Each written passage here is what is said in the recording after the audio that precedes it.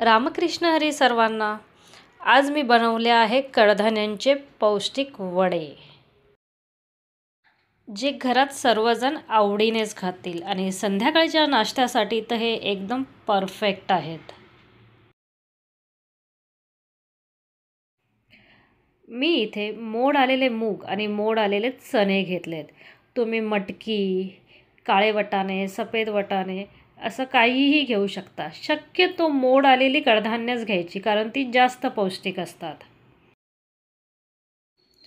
कडधान्य स्वच्छ धुवून घेतल्यानंतर ह्याला आता मी मिक्सरच्या भांड्यामध्ये ट्रान्सफर करते.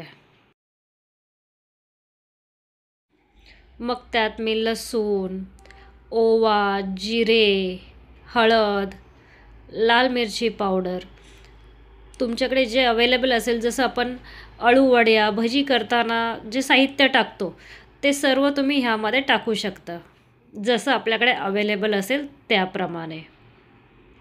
इथे मी धने, मेथ्या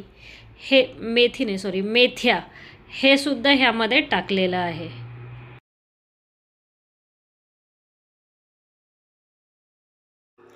कडधान्य तर पौष्टिक असतातच, पण त्याचबरोबर धने, जिरे, ओवा, मेथ्या ह्याने सुद्धा आपल्या शरीराला खूप फायदा होतो.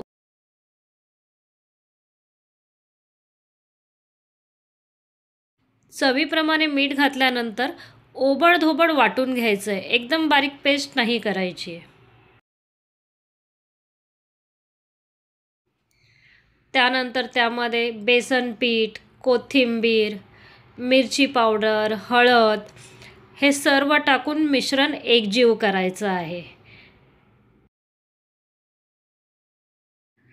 चणे खाल्ल्यानंतर स्टॅमिना वाढतो, मुगाने अशक्तपणा कमी होतो, मेथ्यांनी कंबरदुखी, सांधेदुखी कमी होते, धने जिरेने पोट व्यवस्थित राहतं, कोथिंबीरने आपल्या शरीराला थंडावा मिळतो, धन्याने थंडावा मिळतो.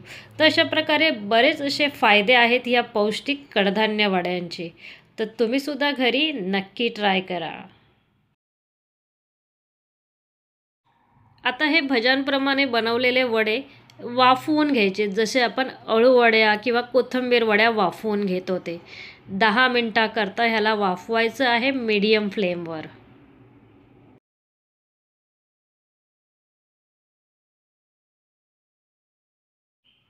घरात अवेलेबल असलेल्या कुठल्याही कडधान्यापासून तुम्ही हे बनवू शकता. तुम्हाला जर वाटलं तर तुम्ही ह्यामध्ये एखादी भाजीसुद्धा चिरून टाकू शकता, जसं कोबी आहे, गाजर आहे.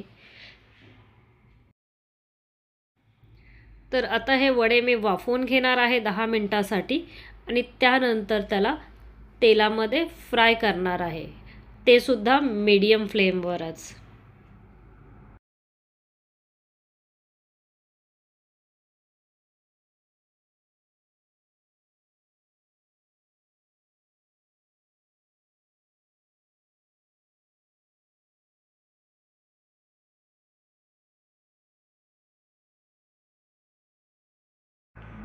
हाय फ्लेमवर तळल्याने काय होतं, वडे आतून कच्चे राहतात आणि बाहेरून करपतात. तर ते व्यवस्थित तळले जावे म्हणून मीडियम फ्लेमवरच तळून घ्यायचे. हे वडे तुम्ही टोमॅटो सॉस, शेजवान चटणी, खोबऱ्याची चटणी अशा कोणत्याही चटणीबरोबर सर्व करू शकता, खाऊ शकता. सो फ्रेंड्स, इथे आपले पौष्टिक कडधान्यांचे वडे चटपटीत असे तयार झालेले आहेत. मग आता वाट कसली पाहताय? बनवा वडे आणि मारा ताव. थंडी आहे, छान असा बेत करा. आणि हो, आणखी एक गोष्ट सांगायची राहिली.